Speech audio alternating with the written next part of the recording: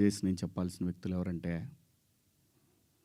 ఆ రోజు ఆ స్టేజీ మీద ఉన్న నా తోటి నటీనటులకు, ఆడబిడ్డలకు చెప్పాలి ఫస్ట్. ఆ పదాలు దొరలకూడదు. నా జీవితంలో ఎప్పుడు దొరలలా అలాగా. 30 సంవత్సరాలైంది ఇక్కడికి వచ్చి నేను. అన్ని సంవత్సరాలు పాలిటిక్స్లో ఉన్న ఏ రోజు కూడా ఒక చిన్న మాట జగన్ గారినైనా, లేదంటే ఏ మహిళనైనా, లేదంటే ఏ పార్టీనైనా నా హద్దు దాటి మాట్లాడలా. అలాంటిది మరి భగవంతుడు ఎందుకో అలా దొర్లిపోయింది. నాకు కాన్షియస్ ఎలా మిస్ అయింది అనేది చాలా బాధపడ్డాను. నాకు తెలుసు బయటికి రాగానే గెస్ట్తో అన్న, అబ్బాయి దొర్లేసాను అన్న. సో దానికి మీ అందరికీ సిన్సియర్ అపాలజీస్ చెప్తున్నాను, ఆ 2 పదాలకి, నా ఆడబిడ్డలకి.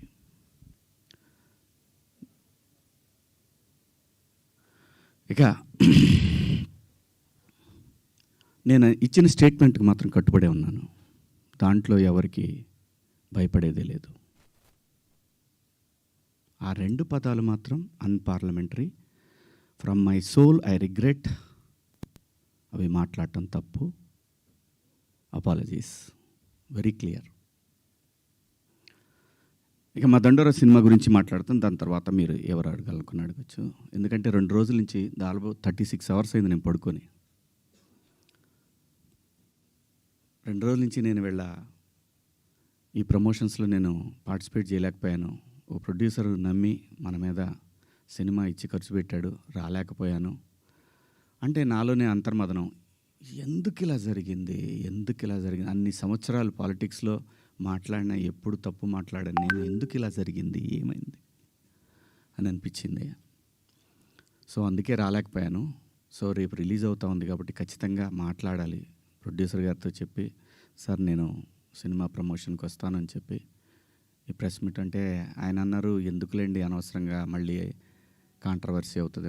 లేదు, మీ దగ్గర డబ్బులు తీసుకున్నాను కాబట్టి నేను ఖచ్చితంగా మీ సినిమాకి నేను నా వంతు నేను ప్రమోషన్ చేయాలి అని చెప్పాను.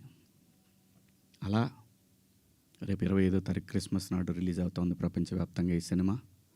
తప్పకుండా మీ దగ్గరలో ఉన్న థియేటర్లో మీకు వీలైతే చూడండి.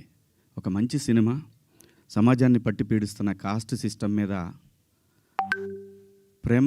ప్రేమ పట్ల ఉన్న వ్యతిరేకత తరతరాలుగా నడుస్తున్నా కూడా భవిష్యత్తులో కూడా నడుస్తుంది. ఆ వ్యతిరేకత కుటుంబాల నుంచి వాటిని గాఢంగా గట్టిగా స్పృశించింది ఈ కథ.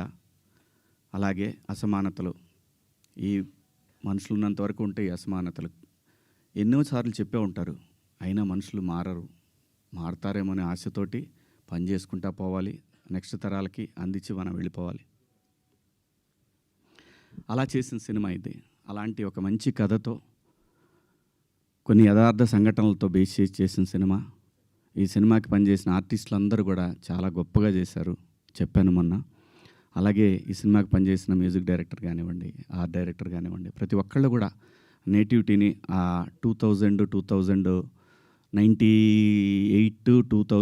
2000 ఇంకా అంతే 2005 ఆ మధ్యలో వచ్చినటువంటి ఇన్సిడెంట్లను బేస్ చేసుకొని ఒక చక్కటి లవ్ స్టోరీ విత్ కాస్ట్ని గట్టిగా చాలా గట్టిగా స్పృశిస్తూ చేసిన సినిమా ఇది. సో దగ్గరలో ఉన్న థియేటర్లో మీరందరూ వెళ్ళి చూడండి. పండగే కాబట్టి అందరూ వెళ్ళి చూస్తారని ఆశిస్తూ, ఒక మంచి సినిమాని, ఒక మంచి పాత్ర నాకు ఇచ్చినందుకు నిర్మాతకు, అలాగే దర్శకుడికి అందరికీ పేరు పేరున నా ధన్యవాదాలు. ఇంకా కమింగ్ టు ద పాయింట్, ఇది నా వ్యక్తిగతం. ఇక్కడి నుంచి నేను చెప్పేదంతా కూడా వ్యక్తిగతం.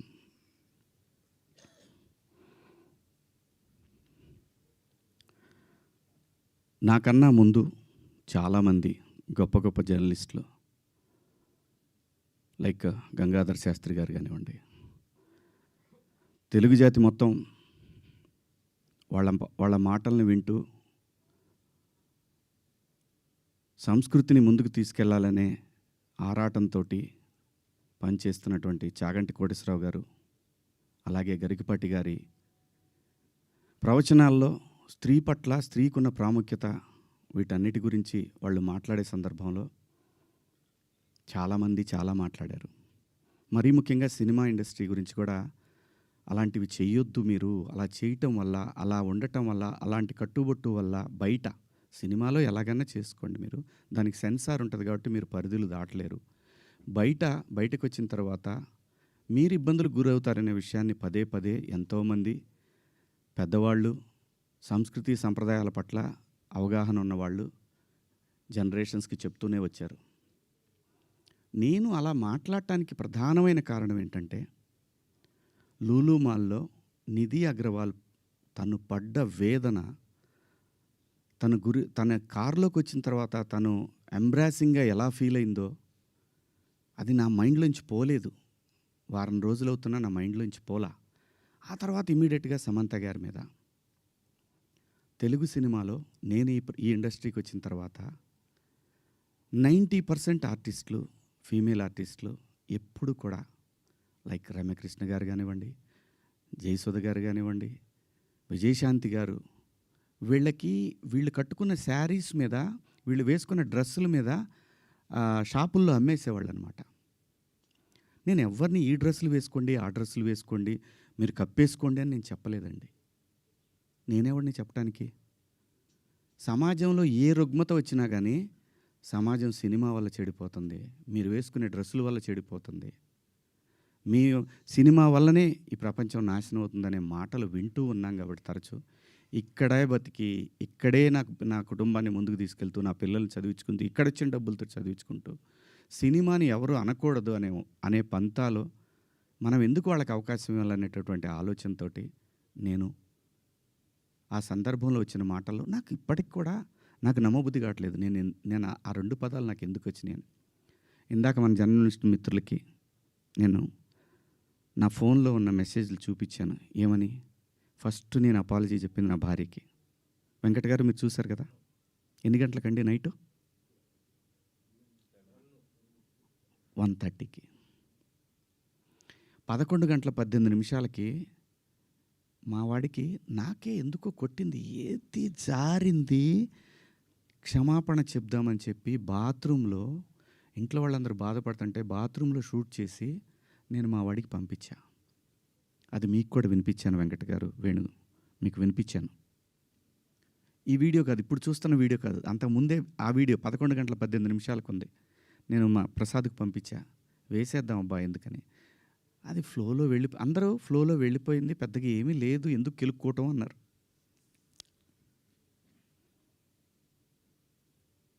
సో కర్మ ఎలా కాలిందో తెలీదు, కర్మ ఎవరిని వదిలిపెట్టదు. అలా ఆ సందర్భంలో నేను వాడిన 2 పదాలు తప్ప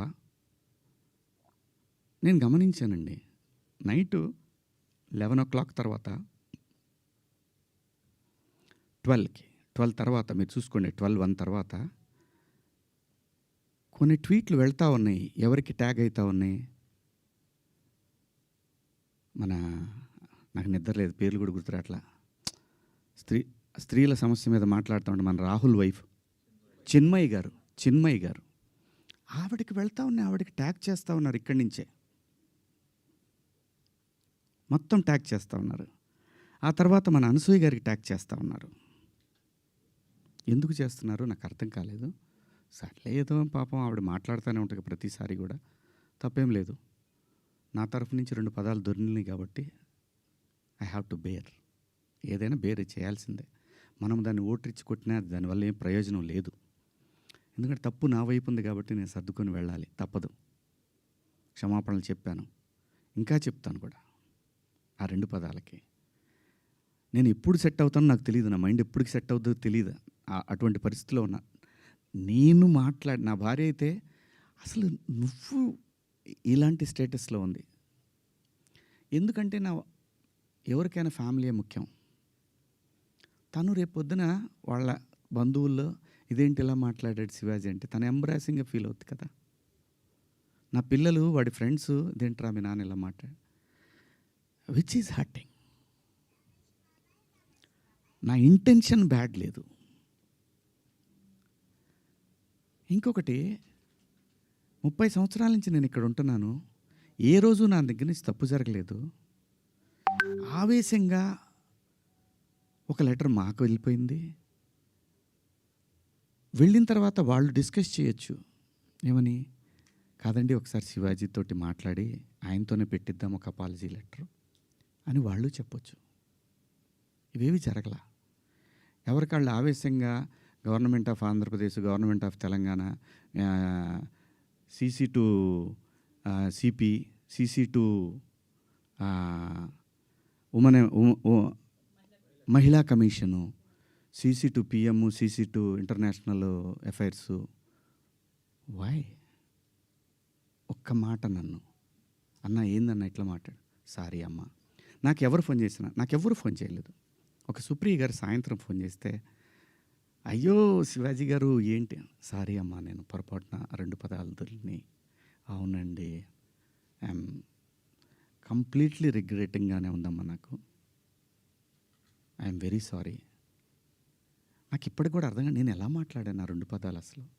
నేను బయట బూతులేం మాట్లాడనంటే మాట్లాడతానండి, మన అందరం మాట్లాడతామండి, అర్థం పర్థం లేని మాటలు మాట్లాడుకుంటాం. కానీ ఒక వేదిక, ఒక పద్ధతి, జనరేషన్స్కి మనమే చెప్పాలి కాబట్టి, మన పిల్లలకి చెప్పాలి కాబట్టి. ఆవిడ సరే అండి పెట్టేసేయండి అయిపోయింది. నేను ఇచ్చేసాను, అప్పటికే నేను పంపించేశానమ్మా అప్పుడు. ఎందుకంటే వాళ్ళందరూ నాకు తెలుసు, నన్ను అన్నాను అని పిలుస్తారు. ఒక్క మాట నన్ను అడిగుంటే, ఒక్క మాట నేనేమన్నా మిస్బిహేవ్ చేశానండి ఎవరితోన్నా? ఎప్పుడన్నా మీరు ఏ ఆర్టిస్ట్ అయినా సరే, ఇప్పటికీ భూమిక గారితో చేస్తాను, మేడం అని పిలుస్తా, లయమ్మ అంట. రంభ గారితో చేశాను, సంగవి గారితో చేశాను, పెద్ద పెద్ద ఆర్టిస్టులతో చేశాను. ఇంత చిన్న మిస్బిహేవ్ చేయలేదు, చెయ్యను కూడా. ఎందుకంటే ఏదో ఒక రోజు ఇది మనకి గుదిబండై కూర్చుంటుంది. అందుకని నా నేను ఎప్పుడు కూడా అసలు అమ్మాయిలతో దగ్గర కూడా ఎవరైనా కనపడ్డా కానీ యాటిట్యూడ్ అనుకుంటారు, ఎందుకంటే దూరంగా ఉంటా. ఏమో ఏ దరిద్రం ఎలా మనం నెత్తికెక్కించుకోవాల్సి వస్తుందో, వాళ్ళు ఎక్కడ బాస్ ఫాలో అవుతారో పిల్లల్ని. అది నా క్యారెక్టర్. నేను నా క్యారెక్టర్ని చెప్పుకొని మనం హైలైట్ అవ్వాలనే ఉద్దేశం నాకు లేదు. జరిగిన తప్పుని నేను ఎక్స్ప్లెనేషన్ ఇవ్వాల్సిన బాధ్యత నా మీద ఉంది మీ అందరి దగ్గరికి వచ్చి. అలాగే చూస్తున్న వాళ్ళ ప్రేక్షకులకు కూడా చెప్పాల్సింది. కానీ నిన్న మీరందరూ పెట్టారు, మీరందరూ లైవ్లు పెట్టారు, ప్రజల స్పందన మీరు చూశారు. అంతర్మాత్రం చేత నాకు సపోర్ట్ ఉంది నేను చెప్పట్లేదు. ఉన్నా సరే నేను మాట్లాడిన తప్పు ఇది చాలా దూరం క్యారీ ఫార్వర్డ్ చేస్తాం. ఇంకో హీరోని అడుగుతారు, ఇలా అన్నాడు శివాజీ అని, క్షమాపణ చెప్పాడు కదయ్యా అని అంటారు. ఇది వెళుతూనే ఉంటుంది నిరంతరం, కొన్నాళ్ళు ఇంతకన్నా పెద్ద ఇష్యూ వచ్చే వరకు కదా. అలాగే ఒకవేళ ఆ లూలు మాల్లో నిధి అగర్వాల్ పాపం ఆ పిల్ల బట్టలు ఏదన్నా ఒకటి జారితే ఆ అమ్మాయి జీవితకాలం ఆ వీడియోలు ఉంటాయి కదండి, తీమన్నా తీస్తారండి ఎవరన్నా? నన్ను చాలా ప్రొవోక్ చేసింది ఆ ఒక్క సిచ్యువేషనే. నేను మా సమంత గారిది నేను చూడలేదు, అయ్యింది అని అన్నారు. నేను అంటాను, మీరంతా ఇప్పుడు నేను చెప్పిన మాట ఏంటి, అమ్మా మనకెందుకు ఈ దరిద్రం, ఇట్లా జనంలోకి వెళ్ళినప్పుడు కాస్త మంచి బట్టలు మీరు ఏమన్నా వేసుకోండి, చీరలు కట్టుకుంటారు. ఇప్పుడు మీరు వచ్చారమ్మా, చక్కగా నిండుగా వచ్చారు, ఎందుకు వస్తారు? మనకంటూ మనం ఒక చోటుకి వెళ్ళినప్పుడు మనకే ప్రమాదం లేకుండా మనల్ని ఎవడో విమర్శించకుండా బయటపడాలి అనేది ఉద్దేశం. అది నా ఇంటెన్షన్. శిక్ష వేసేవాడు కూడా ఫస్ట్ ఇంటెన్షన్ చూస్తాడు. ఇది ఏ ఇంటెన్షన్తో మాట్లాడాడు? జడ్జి అయినా, ఈవెన్ కేసు తీసుకునే ఎస్ఐ అయినా ఉమెన్ కమిషన్ దాకా పోవాలన్నా అయితే ఈ 2 పదాలు నాకంటే పెద్ద పదాలు ఎవరు వాడలేదా ఈ పరిశ్రమలో? నాన్నే ఎందుకు మీరు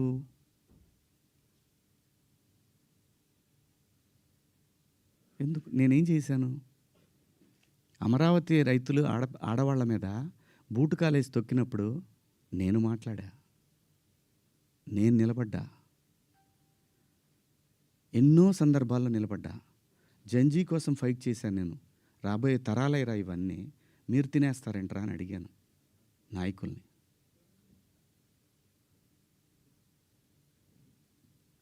మీరందరూ కూడా మన పేపర్లో కానీ లేదనగానే ఎప్పుడైనా సరే ఒక మిస్ వార్త ఏదన్నా గబుక్కన మనం టీవీలో ప్రజెంట్ చేసినా కూడా సవరణ అని ఒకటి ఇస్తారు మీరు.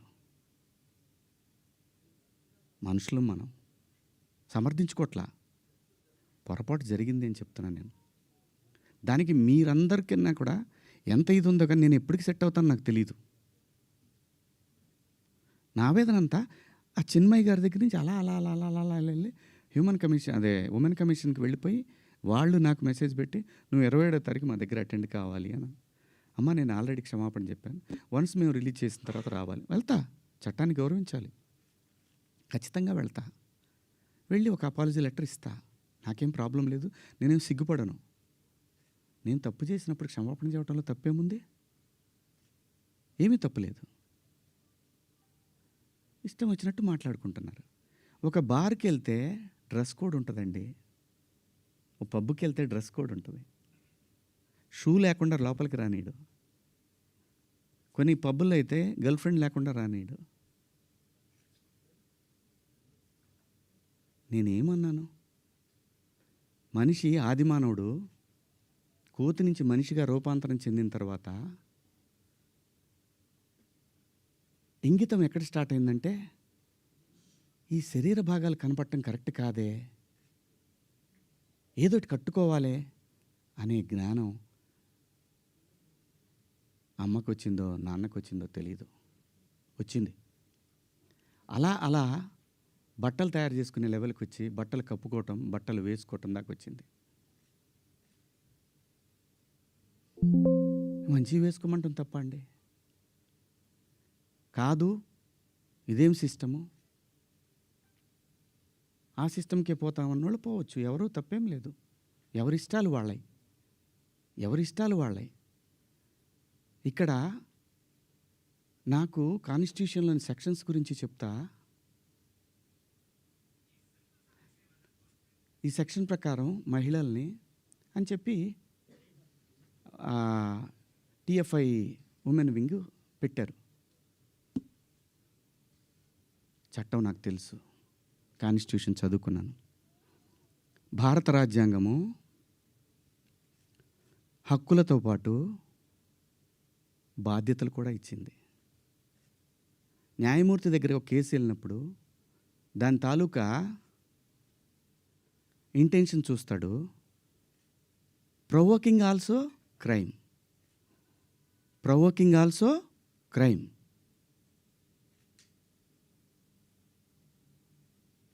చాలామంది పెద్దవాళ్ళు, మన సీనియర్ సిటిజన్స్ అందరూ కూడా ఎందుకు అలా మాట్లాడతారు అంటే నెక్స్ట్ జనరేషన్కి వాళ్ళ సంస్కృతిని క్యారీ ఫార్వర్డ్ చేసి వెళ్తున్నారు.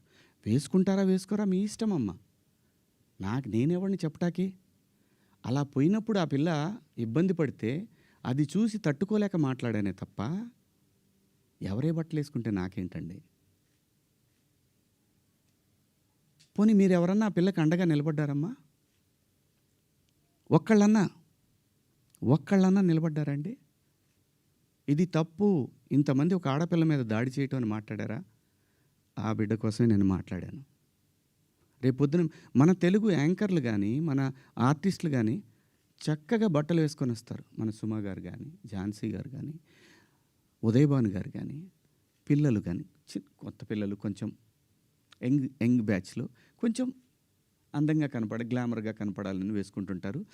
దానికి నెటిజన్స్ నుంచి వచ్చే సజెషన్స్ తోటి వాళ్ళు మార్చుకుంటారు. ఆ అమ్మాయి బయట నుంచి వచ్చిన అమ్మాయి. మనకి రెస్పాన్సిబిలిటీస్ కూడా ఉంటాయి కదా. నేనెవరిని హక్కుల్ని హరించడానికి? నేను ఎవరిని అనలేదే పలానా వాళ్ళ పేరు పెట్టి. బలైంది ఎవరు? ఇప్పుడు ప్రజల చేతిలో బలైంది ఎవరు? నాకేంటమ్మా, నాకేంటి అనసూయ గారు, మిమ్మల్ని ఎందుకంటాను నేను? అసలు మీరు ఎందుకు వచ్చారు దీంట్లోకి? నేను మిమ్మల్ని ఏమన్నా అన్నానండి? నేను అన్నాను, అమ్మా బయట నుంచి వచ్చిన హీరోయిన్లు కానీ మన హీరోయిన్లు, ఎగ్జాక్ట్ వర్డ్స్, హీరోయిన్లు కాస్త ఫంక్షన్లకు వెళ్ళేటప్పుడు కొంచెం మంచి బట్టలు వేసుకొని వెళ్ళడమ్మా, మనకి ఎందుకు ఈ దరిద్రం బయట, వాళ్ళందరూ ఎగబడతారు, నిన్న మనం అక్కడ చూసాం కదా, మనం కొత్తగా చూపించేది ఏదైనా తర్వాత ఒక పదం వాడాను, విచ్ ఈస్ రెడిక్యులస్. నాకు వాడకూడదు ఆ పదం. నాకు ఇప్పటికి కూడా అది ఎన్నాళ్ళు హాంట్ చేస్తా తెలియదు. నేనా ఈ పదం వాడింది అని. ఓకే, నేను మనిషినే, నాకు కర్మలు ఉంటాయి, పొరపాటు జరిగింది.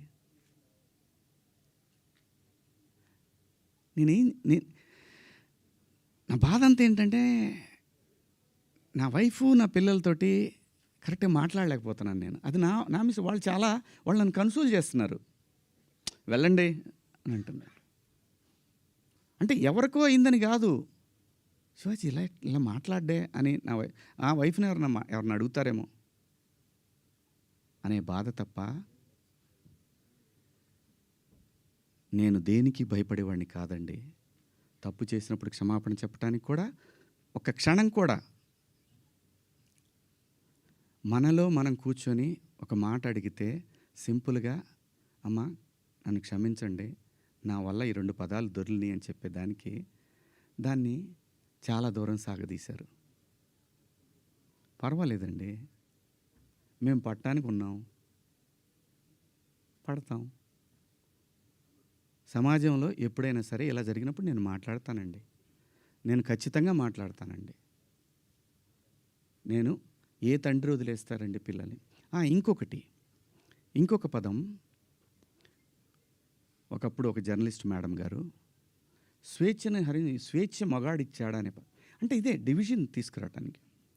నేను అన్న ఉద్దేశం ఏంటంటే, స్వేచ్ఛ ఎందుకు కోల్పోవాలంటే, ఒక ఇంటర్మీడియట్ చదివే పాప ఒక సెమీ బాడీ కనిపిస్తా స్లీవ్లెస్ వేసుకొని వెళ్తే ఆ పాప అబ్యూజ్కి గురైనప్పుడు ఆ తండ్రి అనుక్షణం వెంటుంటాడు. అప్పటిదాకా హాయిగా తిరిగిన పిల్ల వీళ్ళ ప్రేమలో, వీళ్ళ పొసెసివ్నెస్ వల్ల ఆ పాప తన ఫ్రీడమ్ని కోల్పోయినట్టు ఫీల్ అవుతుంది. అది దాని అర్థం. మీరందరూ పెద్దవాళ్ళమ్మా, ఎవరెవరైతే నన్ను దోషిగా సమాజం ముందు నిలబెట్టాలనుకున్నారో మీ అందరికీ వందనాలు. మీరు బాధపడ్డందుకు మీకు కూడా క్షమాపణలు.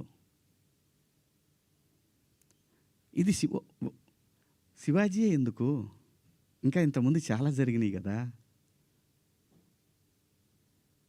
వాళ్ళని అడగరే? నేను చెప్పింది ఏంటి? మనకెందుకమ్మా? సమాజంలో ఏ తప్పు జరిగినా అందరూ వేళ్ళన్నీ సినిమా ఇండస్ట్రీ వైపు వస్తున్నాయి. ఆడపిల్లల రేపులు జరిగినా, లేదంటే తాగి పిల్లలు మాబు దాడులు చేసుకున్న ఒకడికొకడు ఒక సమూహాలు కలిసి, ఆ సందర్భంలో మాట్లాడాలా లేదా? విత్ గుడ్ ఇంటెన్షన్ నేను మాట్లాడినా, నేను వాడిన పదాలు అన్పార్లమెంటరీ. ఆ 2 పదాలు. ఇంతకు మించి నేను ఏ తప్పు చేయలేదు. చేస్తే క్షమాపణ చెప్పడానికి వెనకాడను. నేను ఎదురుదాడికి కూడా వెళ్ళే మనిషిని కాదు. నేను నా కోసం నా ఇంటెన్షన్ అర్థం చేసుకున్న వాళ్ళందరికీ కూడా థ్యాంక్ యూ సో మచ్. ముఖ్యంగా అనసూయ గారు నా ఇన్సెక్యూరిటీ గురించి మాట్లాడారు. అవునమ్మా, మా హీరోయిన్ని అలా వెళ్ళినప్పుడు, దాడులు చేసినప్పుడు భయం ఉంటుందని, వాళ్ళు బాధపడతారని, ఒకవేళ జరగరాంది ఏమైనా జరిగితే ఆత్మహత్యలు చేసుకుంటారని నాకు ఇన్సెక్యూరిటీ ఉందమ్మా. ఇంకోటి, నా మీద మీరు జాలి చూపించారు, ఐ పిటీ హిమ్ అని. చాలా థ్యాంక్స్ అమ్మా. మీకు ఇచ్చిన విశాల హృదయానికి భగవంతుడికి థ్యాంక్స్ చెప్తూ, అదే భగవంతుడిని కోరుకుంటున్నాను. మీకు తొందరలోనే మీ రుణాన్ని తీర్చుకునే అవకాశం భగవంతుడు నాకు కల్పించాలని కోరుకుంటున్నామా. అమ్మా, అంటే ఎవరన్నా ఆవిడ్ని ఎక్కడన్నా ఇబ్బంది పెడితే ఇది తప్పురా అని ఖండించడానికి నేను కూడా వెళ్ళాలి అని. అంతేనమ్మా. ఇంత తప్ప నాకు ఎటువంటి బ్యాడ్ ఇంటెన్షన్స్ లేవండి. మీరు ఎవరన్నా అడిగిన క్వశ్చన్స్లో మీరు పదాలు వాడిని తప్పు కదా అంటే దానికి ఆల్రెడీ క్షమాపణ చెప్పాను. ఇంకా వేరే ఏమన్నా ఉంటే అడగండి. శివాజీ గారు ఆ రోజు